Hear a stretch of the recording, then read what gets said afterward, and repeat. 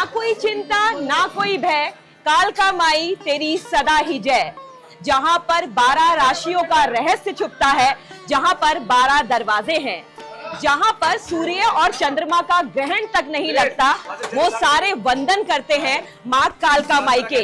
जहां साक्षात भद्रकाली महाकाली कालका बनकर विराजती है और कहती है विजय को तथास्तु तथास्तु तथास्तु। जहां पर भोलेनाथ मां के चरणों में गिर जाते हैं और बालक बन जाते हैं और मां उनको भी कहती है तथास्तु। आज मैं आपको ऐसे सिद्धपीठ पर लेकर के आई हूं जहां पर मां ने साक्षात सती से आशीर्वाद लिया और मां यहाँ पर चाहे रक्त बीज का संहार हो, चाहे पे महिषासुर की गाथा हो, मां यहाँ गाती हैं, गुनगुनाती हैं और अपने भक्तों को एक बालक की तरह गोद में लेकर के बोलती हैं कि तुम्हारा कुछ नहीं बिगड़ेगा, तुम मेरे आंचल में हो। जहाँ रौद्र रूप भी है लेकिन माँ की करुणा उस रौद्र से बहुत ऊपर है। नमस्कार, मैं डॉक्टर रमा सोलंकी अपनी कथा में आज लेकर आई हूँ काली महाकाली भद्रकाली कालका की कहानी, कालका मंदिर से।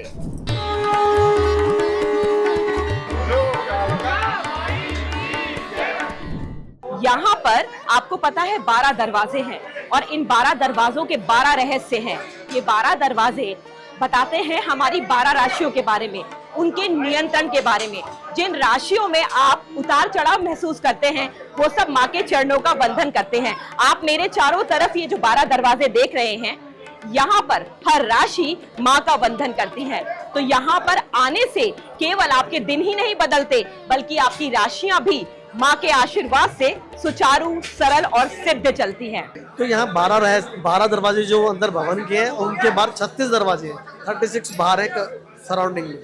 तो ऐसा माना जाता था कि जिस राशि का व्यक्ति होगा उसके लिए वो 3 दरवाजे उसके बाहर के लोग हैं और इधर वाला एक अंदर 12 वाला। तो 12 राशियों के हिसाब से 12 दरवाजे बनाए गए।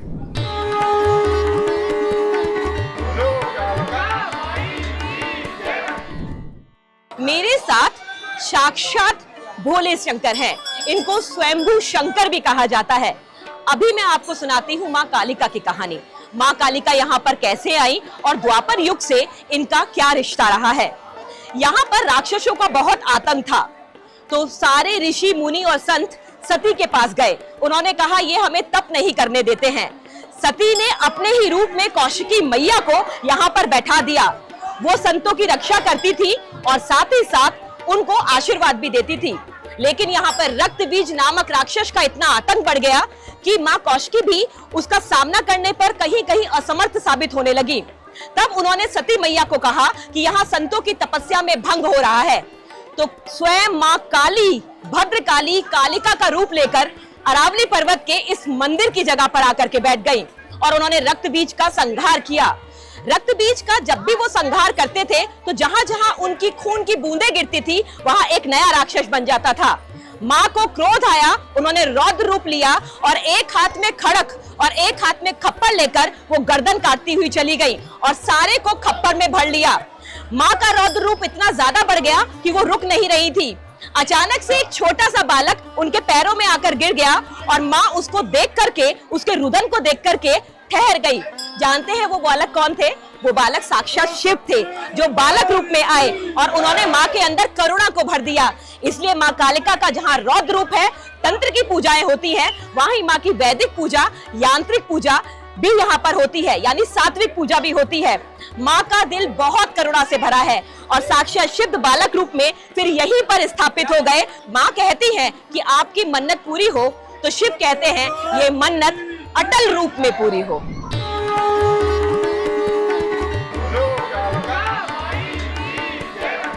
जानते हैं इस मंदिर को मनोकामना पूर्ण करने वाला मंदिर कहते हैं।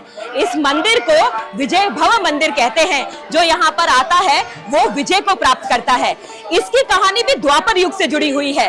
महाभारत काल में पांडव दर दर भटक रहे थे, जंगल जंगल जा रहे थे, मगर उनको कहीं भी विजय का रास्ता नहीं दिख रहा था। साक्षात भगवान कृष्ण आए और उन्होंने पांडवों को कहा कि तुम जाकर के माँ कालका धाम में इस सिद्धपीठ में जाकर के यज्ञ करो और उस यज्ञ के बाद तुमको विजय अवश्य प्राप्त होगी। पता है क्या हुआ कि कृष्ण के इस आदेश पर 5 पांडवों ने इसी धरती पर, इसी जगह पर यज्ञ किया और यज्ञ के बाद माँ ने उन्हें विजयी भव का आशीर्वाद दिया और पूरा महाभारत का युद्ध आपके सामने है। कालका माँ को इसीलिए विजय देने वाली माँ के रूप में भी पूजा जाता है। जय माँ माई।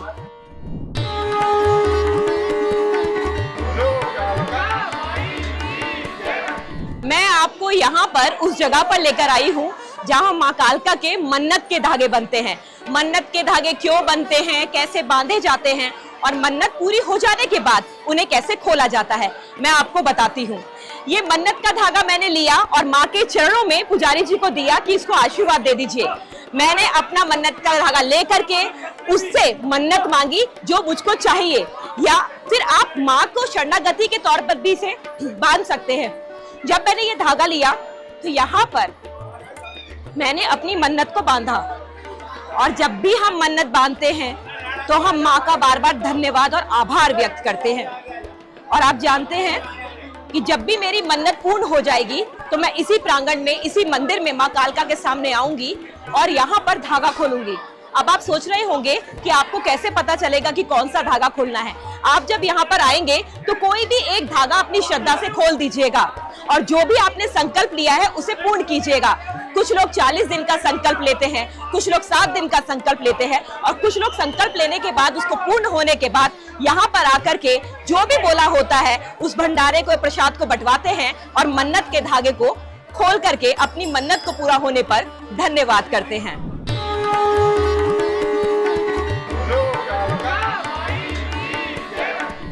कालका माँ का मंदिर सिद्धपीठ है। आप जानते हैं शक्तिपीठ और सिद्धपीठ में अंतर क्या होता है? सिद्धपीठ वो होता है जहां पर किसी संत ने, किसी बड़े महात्मा ने, किसी देवतुल्य आत्मा ने तप करके उसे जागृत किया होता है। यहाँ पर बाबा बालकनाथ ने भी तपस्या की, इसलिए ये सिद्धपीठ कहलाया। और शक्तिपीठ वो होता है जहां माता सती के अंग गिरे और जहां जहां उनके अंग गिरे वहां वहां शक्तिपीठ बन गए। हमारे देश में, हमारे भारतवर्ष में 51 शक्तिपीठ हैं। यही अंतर होता है शक्तिपीठ में और सिद्धपीठ में। और हमारी आज की यात्रा, हमारी आज की कथा इसी सिद्धपीठ की है।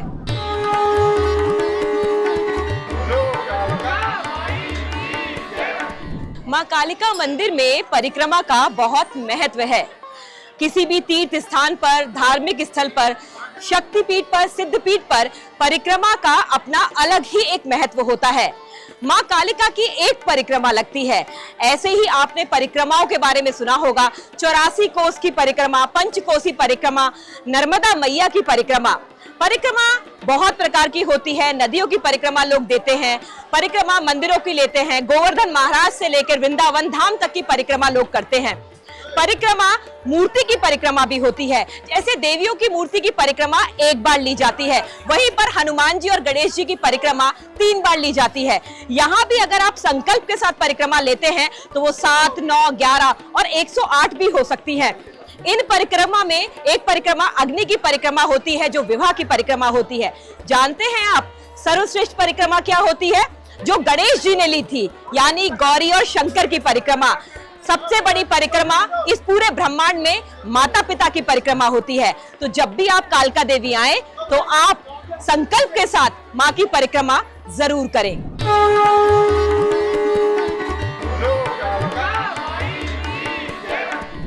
जय जय माई कालका, जीवे तेरा बाल का। आप देखते हैं ना कि देवी का श्रृंगार हमेशा पुजारी करते हैं, एक पुरुष पुजारी करता है।